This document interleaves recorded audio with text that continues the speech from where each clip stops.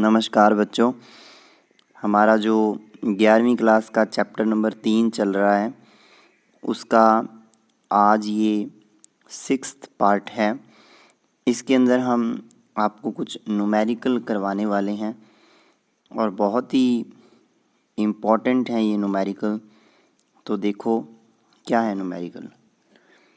यदि x बराबर 2t plus 4 metre हो तो t बराबर 2 सेकंड पर विस्थापन x ज्ञात करो। इसी प्रकार t बराबर 2 सेकंड पर चाल या वेग ज्ञात करो।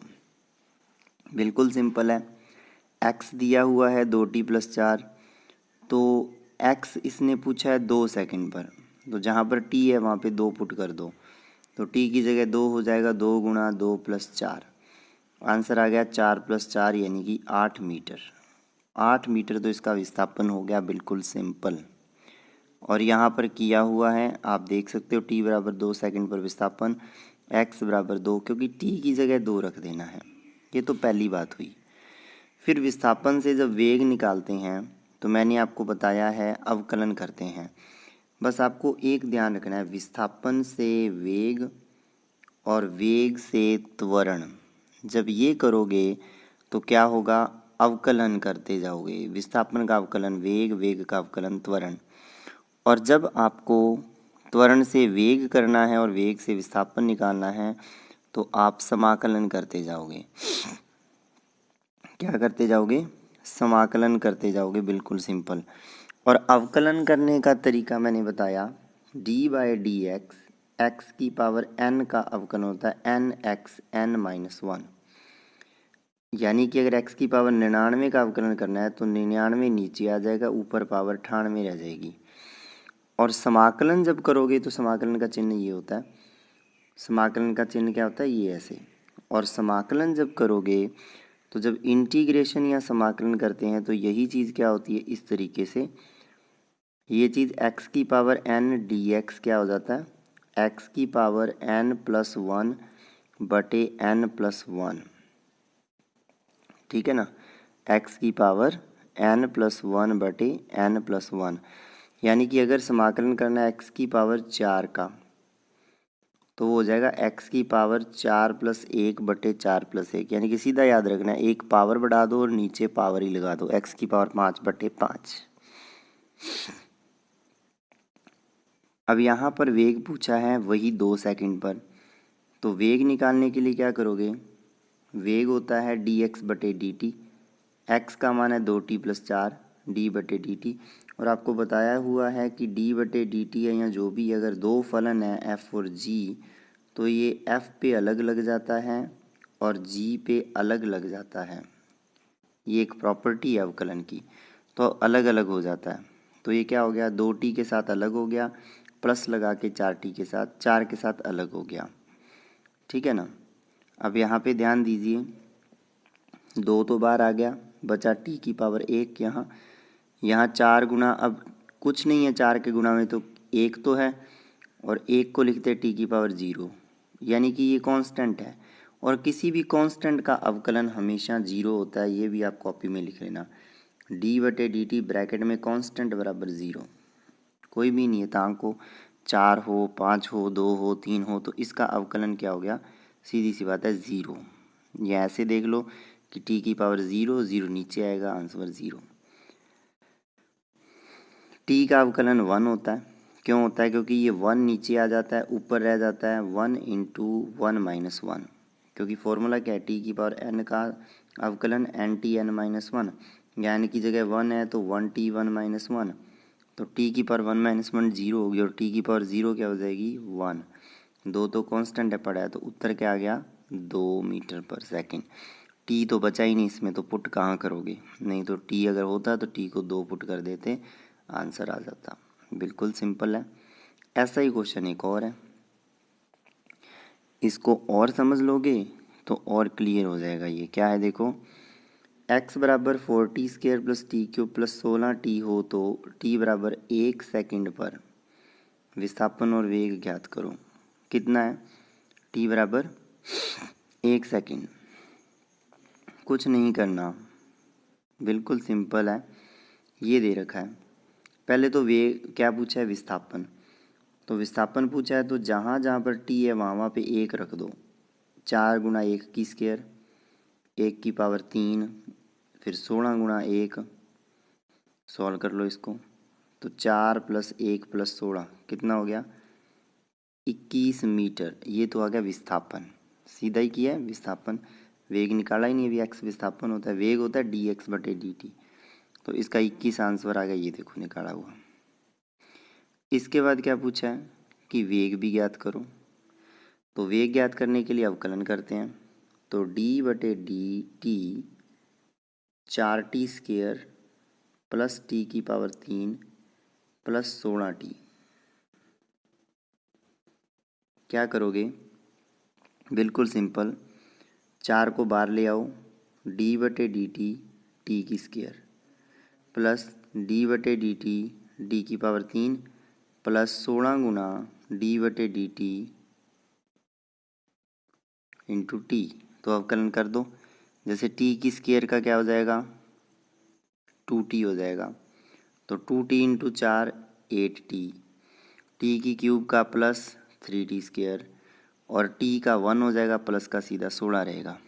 देखो जैसे यहाँ किया हुआ है, 4t², इसके साथ अलग हो गया, t³ से अलग हो गया, 16t से अलग हो गया, बीच में जो चिन्ह था वो लगा दिया। अगर माइनस होता कहीं तो वहाँ माइनस लगा देते। फिर 4 बार आ गया, यहाँ से 16 बार आ गया। t² का हो गया 2t 2 - 1 यानी कि 4 गुणा 2 8t बच गया।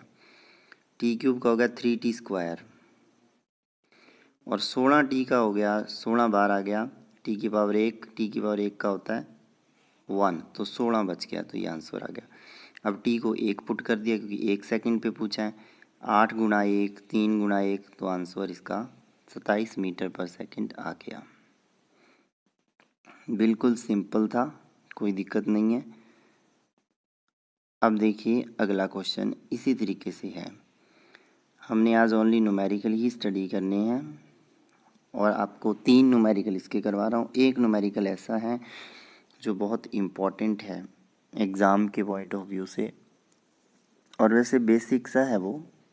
क्या है देखो, xt बराबर 8 + 4t - t² हो तो t बराबर 2 सेकंड पर वेग, और 0 से 2 सेकंड के लिए औसत वेग ज्ञात करो।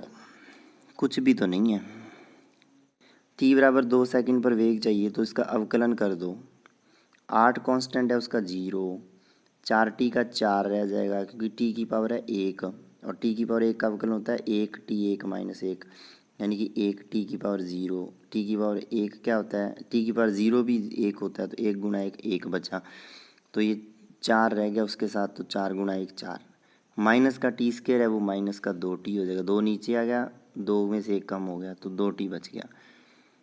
तो मैंने जैसा बताया ये बच गया, ये बच गया 4 - 2t। अब t बराबर 2 सेकंड पे पूछा है, t को 2 पुट कर दो, 4 - 2 गुणा 2, तो 4 - 4 बराबर ये तो 0 आ गया, वेग 0 हो गया। अब पूछा है औसत वेग। औसत वेग पूछा है 0 सेकंड और 2 सेकंड के बीच में। और औसत वेग क्या होता है, देखो औसत वेग पीछे जब मैंने पढ़ाया था आपको, तो मैंने ये फॉर्मूला बताया था, ΔX/ΔT होता है। और डेल्टा एक्स का मतलब होता है x2 - x1/T2 - T1, है ना, यही होता है x2 - x1/T2 - T1। तो x2 क्या होगा, x2 क्या होगा, x2 होगा t बराबर 2 सेकंड पर, t1 होगा x1 होगा t बराबर t1 पर, यानी कि सीधी सी बात है भाई, जब आपने वक्र बनाया था, याद करो t और x का वक्र बनाया था, t और x का कैसा आया था, ऐसा कुछ आ गया मान लो। अब इस वक्र में ध्यान दो, x1 पर तो सॉरी इधर t1 आएगा, t1 पर तो था x1 और t2 पर था x2, कोई दिक्कत नहीं है। अब देखो ये होता है डेल्टा एक्स, ये होता है डेल्टा टी, यही तो D X by D T बनता है। Delta X by delta T हो गया वेग वी, डेल्टा एक्स मतलब X two minus X one और delta T minus T one बराबर वी। अब टी वन कितना दिया है 0, तो उस पर एक्स वन निकाल लो। टी टू कितना दिया है 2 सेकेंड, उस पर एक्स टू निकाल लो और पुट कर दो, यानी कि इसमें पुट कर दो।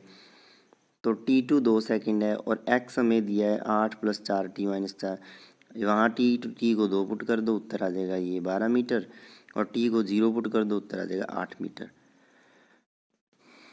तो 12 - 8 बटे सेक टी रख दो, 2 - 0, तो क्या आ गया उत्तर 12 - 8 हो गया 4/2, 2 मीटर पर सेकंड। बहुत ही इजी है ये, ठीक है। मतलब कि मैं दोबारा बता देता हूँ रिपीट करके, ये अपने पास क्या है टी है, और ये अपने पास क्या है एक्स है, और आपके पास मान लीजिए ये कर्व है। तो इसके अंदर देखो, आपको पता है ये बात बहुत अच्छे से कि अगर t1 टाइम के ऊपर वैल्यू है x1 और t2 टाइम के ऊपर वैल्यू है x2, ठीक है, ये पुट कर दिया हमने। t1 यानी कि 0 सेकेंड, t2 यानी कि 2 सेकेंड। तो जब 0 पुट किया, 0 पुट किया किसमें, वो जो x बराबर 8 + 4t माइनस टी का स्केयर जो दिया हुआ है, उसमें टी को 0 पुट किया, उत्तर 8 आ गया। फिर टी को 2 पुट किया पूरे में, तो उसका आंसर आया। उसके बाद हमने कर लिया x2 - x1 बटे t2 - t1, उसका वेग आ गया। अगला क्वेश्चन, ये बिल्कुल सिंपल है। क्या कह रहा है, 36 किलोमीटर प्रति घंटा को मीटर प्रति सेकंड में बदलो। इम्पॉर्टेंट है, बस इतना ध्यान रखो कि जब भी किलोमीटर पर आर को मीटर पर सेकंड में बदलते हैं तो 5/18 का गुणा कर देते हैं। तो 36 × 5/18, तो 18 दूना 36, तो 5 दूनी 10 आ गया आंसर। यानी कि अगर वो 1 घंटे में 36 किलोमीटर जाता है तो पक्का है कि वो 1 सेकंड में 10 मीटर उसको जाना ही पड़ेगा, फिर ही वो इतनी दूरी तय। अगर 1 सेकंड में वो 10 मीटर चलेगा ना एवरेज, तभी वो 1 घंटे में 36 किलोमीटर निकाल पाएगा, गाड़ी बाइक जो भी है। यानी कि ये 5/18 कैसे आया उसको भी देख लो। हम बात कर रहे हैं किलोमीटर प्रति घंटा, तो इसको लिख लेते हैं किलोमीटर बटे घंटा। 1 किलोमीटर में होते हैं 1000 मीटर, और मीटर बटे सेकंड करना है तो 1 घंटे में होते हैं 3600 सेकंड। क्लियर। अब देखो ये 2 0 से 0 गई, 5 दूनी 10 और 18 दूना 36, क्या आ गया 5/18 मीटर प्रति सेकंड। यानी कि 1 किलोमीटर प्रति घंटा में 5/18 मीटर प्रति सेकंड होते हैं। यानी कि कभी भी किलोमीटर प्रति घंटा को मीटर प्रति सेकंड में बदलना हो तो 5/18 का हम क्या कर देते हैं, गुणा कर देते हैं। ये आज का आपका लेक्चर था, बहुत ही छोटा सा। इसको अच्छे से देखें, समझें, और अच्छे से आपके माइंड के अंदर इसको पिक्चर क्लियर करें, ठीक है। बहुत बहुत आपका धन्यवाद, थैंक यू।